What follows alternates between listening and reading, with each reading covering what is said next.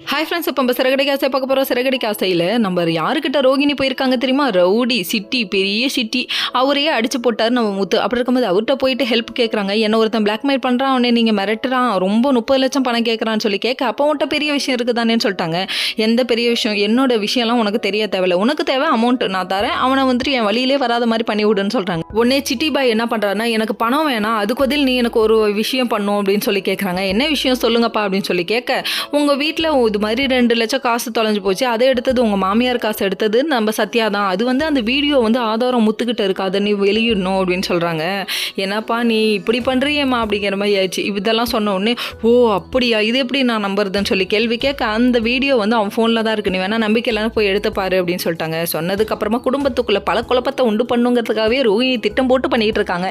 ஏன்னா அவங்க விஷயம் வெளியே தெரியக்கூடாது, அதுக்காக இவங்க வீட்டுக்கு வந்து நான் இது மாதிரி கோயிலுக்கு போயிட்டு வந்தேன், மீனால் உங்களுக்கு கெட்ட நேரம் ஆரம்பிச்சிருச்சுன்னு சொல்கிறாங்க அப்படின்றாங்க. உடனே நம்ம முத்து உன்னால தான் எனக்கு நல்லாவே தெரியும் சொல்லிட்டு செம்ம கவுண்டர், இந்த கவுண்டருக்கு ஒன்றும் கலையில்லை அப்படிங்கிற மாதிரி ஆயிடுச்சு. அதுக்கப்புறம் கலைன்னு கலைச்சு தாங்க முடியாமல், இருடா உன்னை கொஞ்ச நாளில் கதற விட்றன்ற மாதிரி இருக்கு அவங்களோட ரியாக்ஷன். சரி நீ என்ன வேணா பண்ணு, எங்களை யாராலையும் அசைச்சிக்க முடியாது அப்படிங்கிறாரு.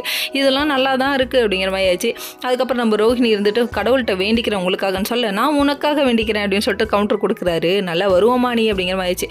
அது மட்டும் இல்லைங்க, மீனா பயந்துட்டு இருக்க, மீனாவை கூட்டு போய் சமாதானம் பண்ணுறாரு நம்ம முத்து. இந்தம்மா சொல்கிறதுக்கெல்லாம் நீ யோசிக்காது, இந்தம்மா ஏதோ பிளான் பண்ணுது, விடு பார்த்துக்கலாம் அப்படின்னு சொல்லிட்டாங்க. மொத்தமாக கடையை காலி பண்ணீங்க, நான் முன்னேறி வரலையா, ஏதாவது பண்ணி நாங்கள் முன்னேறிட்டே இருப்போம் அப்படிங்கிற மாதிரி இருக்குது இவங்களோட ரியாக்ஷன். ஓகே ஃப்ரெண்ட்ஸ், நெக்ஸ்ட் வீடியோவில் பார்ப்போம்.